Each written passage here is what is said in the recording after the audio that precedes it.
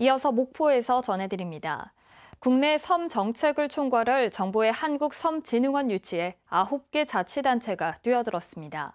1순위로 평가됐던 전남은 목포와 신안이 결국 각각 유치 신청을 하면서 안심할 수 없는 상황이 됐습니다. 박지성 기자의 보도입니다. 유인도만 466개에 달하는 등 우리나라는 3,300개가 넘는 섬으로 둘러싸여 있습니다. 하지만 정부 부처별로 파악하고 있는 섬의 숫자가 다 다를 정도로 관리나 지원은 부족합니다. 이런 섬 정책의 사령탑 역할을 할 한국섬진흥원 유치 전에 전남북과 경남, 충남, 인천의 9개 기초자치단체가 뛰어들었습니다. 전남에서는 목포와 신안이 2019년 유치 단일화 협약을 깨고 결국 각각 신청했습니다. 두 지역이 합하면 경쟁자가 없다는 평가였지만 이젠 도시와 섬을 모두 가진 통영이나 인천을 경계해야 할 상황입니다. 한 지자체가 일단 내리고 그 통합 신청안으로 이 조정을 할 수 있는 그런 기회는 있다고 생각합니다. 그런 이 조정의 과정은 좀 계속했으면 좋겠습니다. 그럼에도 불구하고 전남이 국내 65%의 섬을 가졌고 섬의 날 제정과 섬진흥원 설립을 주도했다는 점은 무시할 수 없는 강점입니다. 섬진흥원 설립 지역은 균형 발전과 입지 여건, 사업 연계와 추진 의지 등 기타 여건을 설립위원회가 평가해 결정합니다. 목포시의 장점은 서남해안의 아마 섬 발전의 그 시발점이라고 말할 수 있겠죠.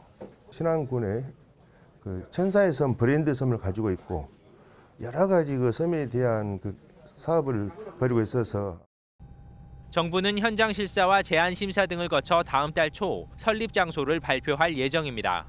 KBS 뉴스 박지성입니다. 완도군과 목포시가 코로나19 감염 확산을 막기 위해 매년 개최하던 대표 축제를 취소했습니다. 완도군은 4월 열리는 청산도 슬로 걷기 축제를 코로나19 확산세가 꺾이지 않아 불가피하게 취소한다고 밝혔고, 목포시도 매년 4월 유달산 일원에서 열던 목포 유달산 봄축제를 취소했습니다. 반면 목포 항구축제는 하반기에 코로나19가 진정될 것으로 예상돼 10월 14일부터 4일간 개최하기로 했습니다. 전남 산림자원연구소는 2019년부터 2년간 주요 산림수종인 소나무, 백합나무 등 10여 종에 대해 미세먼지 저감 효과 밀폐 실험을 한 결과 20기 있는 곳에서 미세먼지 농도가 최대 7.26배 낮은 것을 확인했다고 밝혔습니다.